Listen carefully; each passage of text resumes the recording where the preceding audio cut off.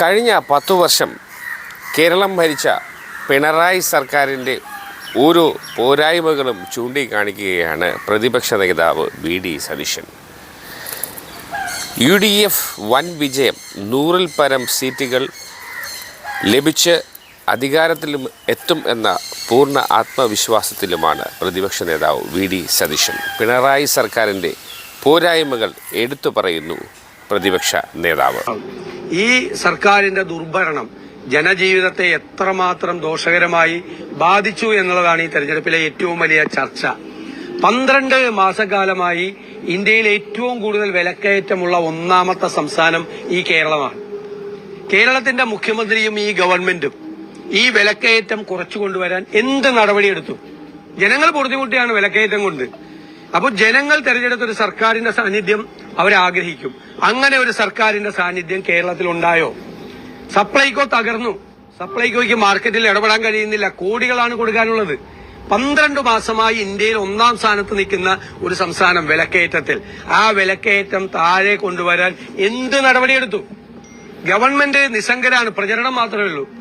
തെരഞ്ഞെടുപ്പ് പ്രചരണമാണ്, വ്യാപകമായ പ്രചരണമാണ്. കോടാനുകോടി രൂപ ഞാനും നിങ്ങളും നികുതി അടയ്ക്കുന്ന പണത്തിൽ നിന്നും ഈ തെരഞ്ഞെടുപ്പ് പ്രഖ്യാപിക്കുന്നത് വരെയുള്ള പ്രചരണമായിരുന്നു. കോടിക്കണക്കിന് രൂപ എടുത്തുകൊണ്ട് മാധ്യമങ്ങളിൽ മാത്രമല്ല അല്ലാതെയുള്ള പ്രചരണമാണ്. ശരിക്കും തെരഞ്ഞെടുപ്പ് പ്രചരണമാണ് ഗവൺമെന്റ് നടത്തിയത്. മുഴുവൻ കള്ളപ്രചരണങ്ങളാണ്. 1,10,000 കോടി രൂപ കിഫ്ബിക്ക് ചെലവാക്കിയെന്നാണ് കള്ളപ്രചരണം. 38,000 കോടി രൂപയാണ് ചെലവാക്കിയിരിക്കുന്നത്. അതിന് 30,000 കോടി രൂപ നികുതി വരുമാനത്തിൽ നിന്ന് എടുത്താണ് ചെലവാക്കിയിരിക്കുന്നത്. എന്താ വ്യത്യാസം? ബാക്കി 8,000 കോടി രൂപ കടമെടുത്തിരിക്കുകയാണ്. ആ കടവും കടമെടുപ്പിന്റെ പരിധിയിൽ വരും. അതിപ്പോ ഈ കിഫ്ബി ഇല്ലായിരുന്നെങ്കിലും ഈ 30,000 കോടി രൂപ നികുതിയിൽ നിന്ന് PWDക്കും ഇറിഗേഷനും ഒക്കെ ചെലവാക്കാമായിരുന്നു. എന്ത് വ്യത്യാസമാണ്? 1,10,000 കോടി രൂപ എന്ന് കള്ളം പറഞ്ഞിരിക്കുകയാണ്. ആകെ ചെലവാക്കിയിരിക്കുന്നത് 2018 വന്നാണ് കിഫ്ബി. നുണപ്രചരണമാണ്. പിന്നെ പറഞ്ഞിരിക്കുകയാണ് 10 വർഷത്തേക്ക് അന്നം കൊടുത്തു, ഔദാര്യ റേഷൻ കൊടുത്തു. ഏതെങ്കിലും ഗവൺമെന്റ് റേഷൻ മുടക്കിയിട്ടുണ്ടോ കേരളത്തിൽ? ഇവര് ഭരണ കേട്ടാൽ 10 കൊല്ലമായിട്ട് റേഷൻ മുടങ്ങാത്ത ആദ്യത്തെ സർക്കാരാണ് ഇതെന്ന് തോന്നുന്നു.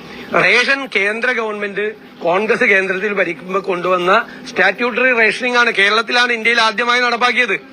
കോൺഗ്രസ് സർക്കാരാണ് നടപ്പാക്കിയത്. ഇന്ത്യയിലെ ഏറ്റവും നല്ല പൊതുവിതരണ സമ്പ്രദായമുള്ള സംസ്ഥാനം കേരളമാണ്. അച്യുതാനന്ദൻ ഭരിച്ചിരുന്നപ്പോഴും റേഷൻ മുടങ്ങിയിട്ടില്ല. ഉമ്മൻചാണ്ടി ഭരിച്ചപ്പോഴും AK ആന്റണി ഭരിച്ചപ്പോഴും അച്യുതമേനോൻ ഭരിച്ചപ്പോഴും ഒന്നും ഇവിടെ റേഷൻ മുടങ്ങിയിട്ടില്ല. പുതിയ അവകാശവാദമാണ്. ഫ്ലെക്സിൽ എഴുതി വെച്ചേക്കാണ്. കേരളം മുഴുവൻ 10 കൊല്ലം അന്നം തന്നു. ഇവര് ഔദാര്യമല്ല അന്നം കൊടുത്തത്. ഇതുപോലത്തെ കള്ളപ്രചരണമാണ്. റേഷൻ എന്നാ മുടങ്ങിയിട്ടുള്ളത്? ഒരു കാലത്തും മുടങ്ങിയിട്ടില്ല. ഞാൻ എല്ലാം പറയുന്നില്ല. ഇതുപോലെ വ്യാപകമായ കള്ളപ്രചരണം നടത്തി ഗവൺമെന്റിന്റെ തെറ്റായ കാര്യങ്ങൾ ഇപ്പോ കണ്ടില്ലേ? തിരുവനന്തപുരത്ത് ബന്ധുക്കൾ പരാതി പറയാണ്. അവിടെ തീപിടുത്തം ഉണ്ടായതിന്റെ ഭാഗമായിട്ടാണ് 5 പേര് മരിച്ചതെന്ന്. എനിക്കറിയില്ല സത്യാവസ്ഥ. പക്ഷെ ഗൗരവതരമായ അന്വേഷണം നടത്തണം. മരിച്ചുപോയവരുടെ ബന്ധുക്കൾ പരാതി പറഞ്ഞിരിക്കുകയാണ്. ആരോഗ്യ കേരളം വെന്റിലേറ്ററിലാണ്. നമ്മൾ അത് പറയുമ്പോൾ ജനങ്ങള് പറയാണ് വെന്റിലേറ്ററിലല്ല മോർച്ചറിയിലാണെന്ന് പറയാണ്. അതേ സ്ഥിതിയിൽ ആരോഗ്യ കേരളത്തെ മാറ്റി. എല്ലാ രംഗത്തും തികഞ്ഞ പരാജയമാണ്. മുഖ്യമന്ത്രി എന്നിട്ട് PR പ്രവർത്തനം കൊണ്ട് മേനി നടിക്കാൻ ശ്രമിക്കുകയാണ് മുഖ്യമന്ത്രി. അത് ഞങ്ങൾ പൊളിച്ചു കാട്ടി തെരഞ്ഞെടുപ്പിൽ ഒരു സംശയം വേണ്ട.